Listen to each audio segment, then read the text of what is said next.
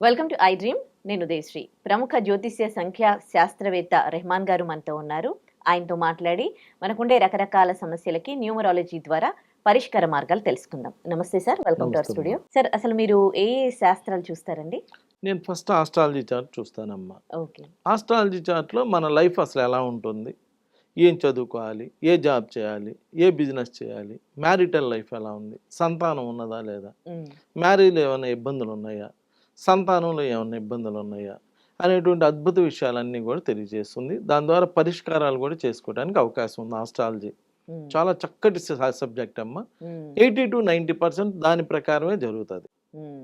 తర్వాత న్యూమరాలజీ, పేరు, మన పేరు ఎలా ఉండాలి, మన ఫోన్ నెంబర్ ఎలా ఉండాలి, మన ఇంటి నెంబర్ ఎలా ఉండాలి, మన బండి నెంబర్ ఎలా ఉండాలి, ఇవన్నీ మనం నంబర్ల మీదే బతుకుతున్నాం కాబట్టి ఏ నంబర్లు మనకు హెల్ప్ అవుతాయి, ఏ నంబర్లు హెల్ప్ అవ్వవు అని తెలుసుకోవడానికి కూడా న్యూమరాలజీ అనేది బాగా హెల్ప్ చేస్తుంది.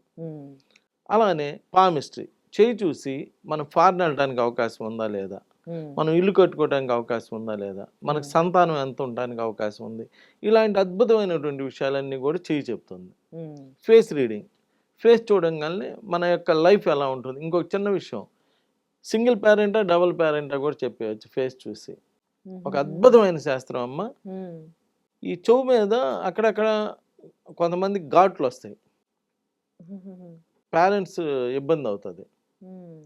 ఆ తర్వాత ఫేస్ మీద అక్కడక్కడ డాట్స్ వస్తాయి, అది పుట్టుమచ్చ అనుకోండి లేదా పులిపురి అనుకోండి ఇంకోటి అనుకోండి. ఆల్ డాట్స్ మన లైఫ్లో డిస్టర్బెన్సెస్. ఇలా ఫేస్ రీడింగ్, అందుకని ఇవన్నీ తీపిచ్చేసుకోండి అని చెప్పి మేము సలహాలు ఇస్తూ ఉంటాం మా దగ్గరికి వచ్చిన వాళ్ళందరికీ. అలానే సిగ్నేచర్, మీ సంతకాన్ని బట్టి ఆడపిల్లలకైతే పిసిఓడి ప్రాబ్లమ్స్, పీరియాడికల్ ప్రాబ్లమ్స్, సంతానం ప్రాబ్లమ్స్ అన్నీ మీ సంతకాన్ని బట్టి చెప్పేయచ్చు. రెమెడీ కూడా చెప్పచ్చు, మళ్ళీ ఆ ప్రాబ్లం సాల్వ్ కూడా చేయొచ్చు. ఏది సిగ్నేచర్ మార్చుకుంటే. కోర్టు కేసులు అంటే లీగల్ ప్రాబ్లమ్స్ అన్నీ సిగ్నేచర్ మీద ఆధారపడి ఉంటాయి. మీరు పెట్టే సిగ్నేచరు ఎప్పుడైతే లెఫ్ట్ మార్జిన్ దాటి వెళ్తుందో, ఇప్పుడు ఏకి లెఫ్ట్ మార్జిన్ ఏకి లెఫ్ట్ మార్జిన్ అయితే ఇటు రాస్తుంటారు కొంతమంది. సపోజ్ బి ఉందనుకోండి, బిని ఇట్లా ముందు నుంచి రాస్తారు, బికి ఒక గీత ఉంటుంది ముందు నుంచి రాస్తారు. ఆర్ ఉంటే ఆర్కి ముందు నుంచి. ఇలా ఎవరైతే లెఫ్ట్కి జరుగుతారో వాళ్ళందరూ లీగల్ ప్రాబ్లమ్స్ ఫేస్ చేయాలి. వాళ్ళు తప్పు చేశారా లేదా పక్కన పెడితే రేపు పొద్దున ఏదో ఒక లీగల్ ప్రాబ్లం ఫేస్ చేయాలి. మీరైనా లైఫ్లో మార్జిన్ దాటి వెళ్తే తప్పనిసరిగా ఏదో ఒక ఫేస్ చేయాలమ్మా. మార్జిన్ దాటినప్పుడు యాక్సిడెంట్ అవ్వకపోవచ్చేమో కానీ కాస్త స్లోగా వెళ్ళటం, ఎదురు పక్కన చూసుకుంటే జాగ్రత్తగా వెళ్ళాల్సి వచ్చింది. మార్జిన్ ఎప్పుడైతే దాటుతామో ఎవరైనా సొసైటీలో మార్జిన్ దాటకూడదు. ఇలా సిగ్నేచర్ ఒకటి చూస్తాను. Married date is the most important in the life. మన జీవితంలో మన date of birth first date of birth అయితే మన second date of birth married date బాగాలేతే మ్యారిటల్ లైఫ్ బాగోదు. మ్యారేజ్ డేట్ బాగోతే సంతానం కలగదు. మ్యారేజ్ డేట్ బాగోపోతే ఫ్యామిలీ డిస్టర్బ్ అయిపోతుంది.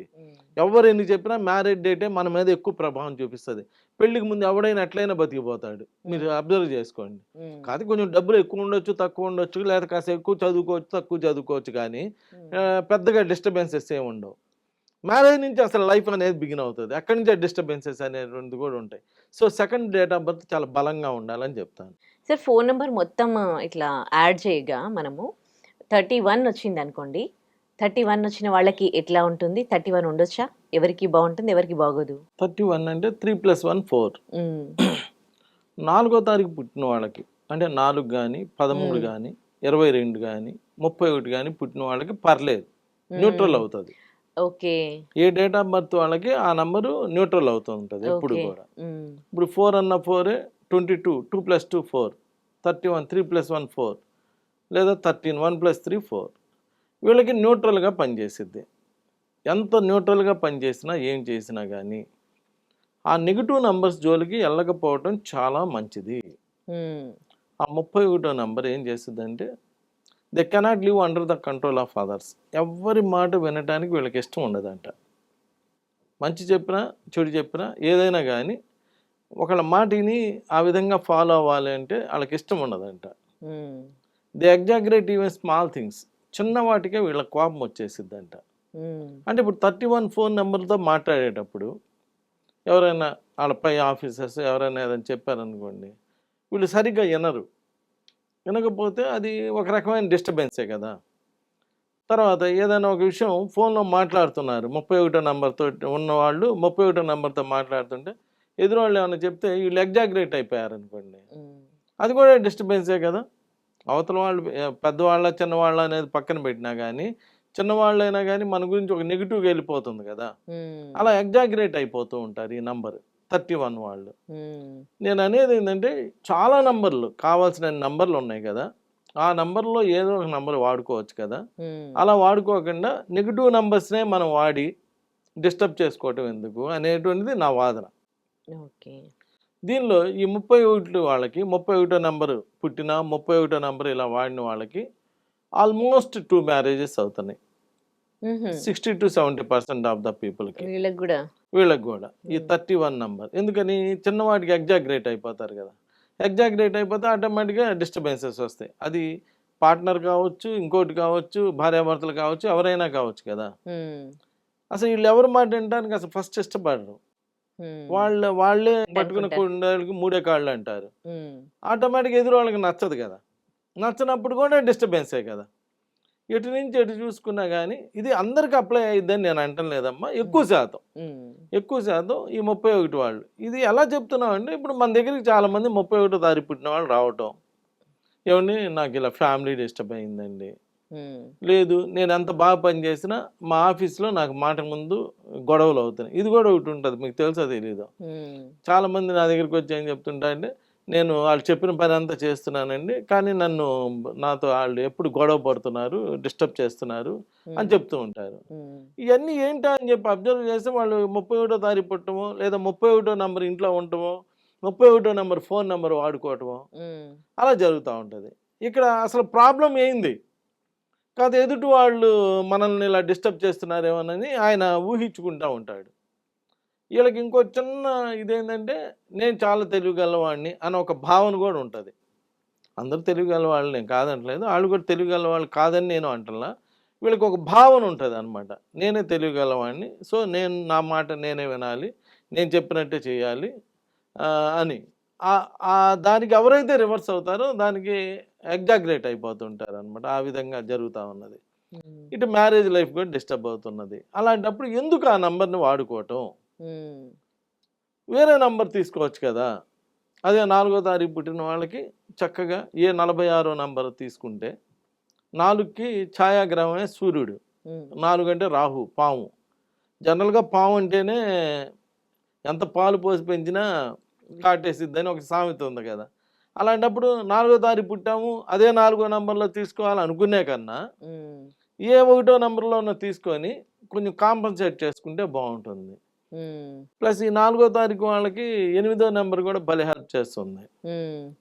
ఇలా డేట్ ఆఫ్ బర్త్కి తగ్గట్టుగా పేర్లు కలిస్తే బాగా క్లిక్ అవుతున్నారు. యాక్చువల్గా 35వ నెంబర్ మంచిది కాదు, కానీ వీళ్ళకి మంచిది. అలా ఆ డేట్ ఆఫ్ బర్త్ వాళ్ళకి బాగా హెల్ప్ చేస్తుంది. అలా చూసుకొని చేయాలన్నమాట. ఇప్పుడు కొంతమందికి ఇంకా చనిపోతున్నాడు, ఇంకా లాభం లేదనుకున్నప్పుడు ఏదో ఒక ఇంజెక్షన్ చేస్తారంట, లేచి కూర్చోవచ్చు కూడా అన్నట్టుగా. అంటే ఇక అది అలా ఆ విధంగా కొన్ని నంబర్లు నెగిటివ్ నంబర్స్ అయినప్పటికీ కొన్ని డేట్ ఆఫ్ బర్త్లో వాళ్ళకి బాగా హెల్ప్ చేస్తున్నాయి. అందుకని ఆ 4వ నెంబర్ వాళ్ళు పుట్టాము, 22వ నెంబర్ తీసుకోండి, మళ్ళీ బాగానే ఉంటుంది, 4 కాబట్టి. ఆ 31 తీసుకోవద్దు అంటున్నా. ఇప్పుడు మిగిలిన వాళ్ళ వాదన ఏంటంటే 4వ తారీఖు పుట్టిన వాళ్ళకి 4 మంచిదే కదా, నువ్వెందుకు కాదంటావు అంటారు. నేనేం కాదంటున్నా, 4 వాళ్ళకి 4 మంచిదే, కానీ ఈ పర్టికులర్గా కొన్ని నంబర్లు ఉన్నాయి, ఇవన్నీ స్పెషల్ నంబర్స్.